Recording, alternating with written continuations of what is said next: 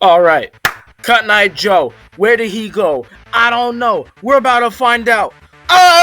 Cotton Eye Joe, like the Bigfoot, it is an elusive creature.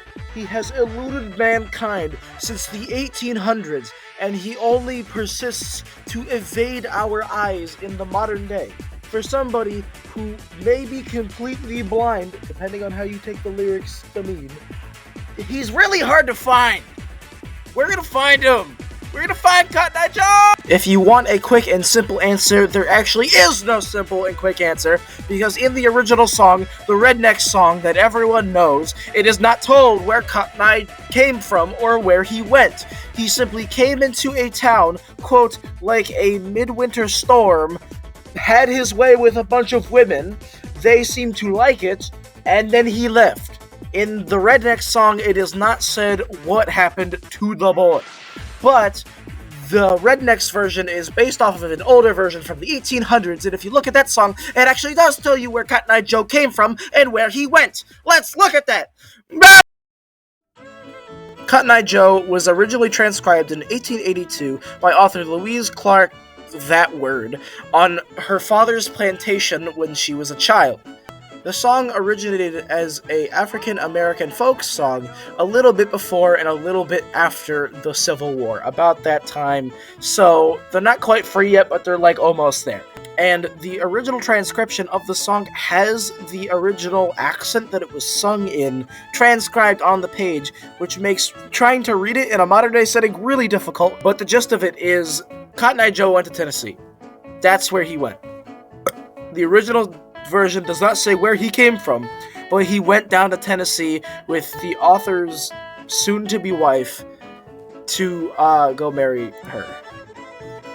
Also, the term cotton-eyed, as in, Cotton-Eyed Joe, was invented by this song, and therefore there is no universal definition of what cotton-eyed actually means.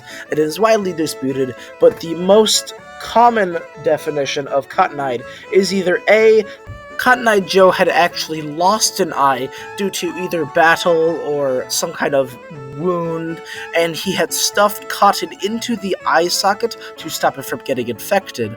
Or B, Cotton Eye Joe had lost eyesight in one of his eyes by getting the iris removed, either through cataracts or syphilis, which gives it a milky white, almost cotton-like color, and therefore they would call him Cotton Eye Joe, as his most defining characteristic is his milky white eye. Alright, so mystery solved, right? Cotton Eye Joe eloped with the narrator's soon-to-be wife, ran off to Texas, and they got married, presumably. That they can't do that, because Cotton Eye Joe was probably a slave.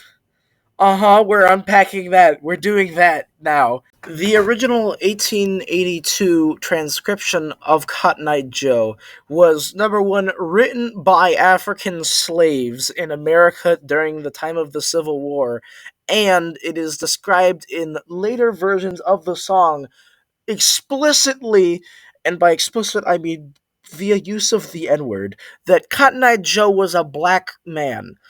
And, he was probably a slave, so how the hell can he just up and leave if he's not a free man?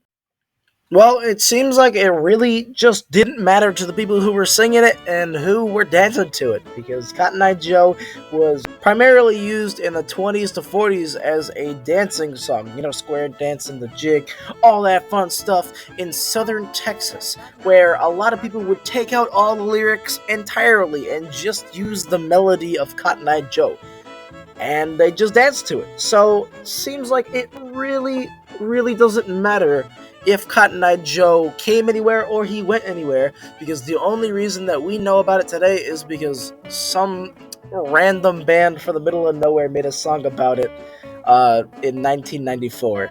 He came somewhere, he went somewhere, and he's dead now, but the tunes that have brought us here are really all that matters.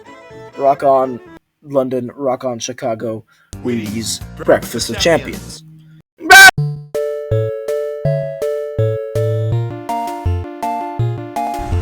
You know what? You should never go shopping if your butthole is itching.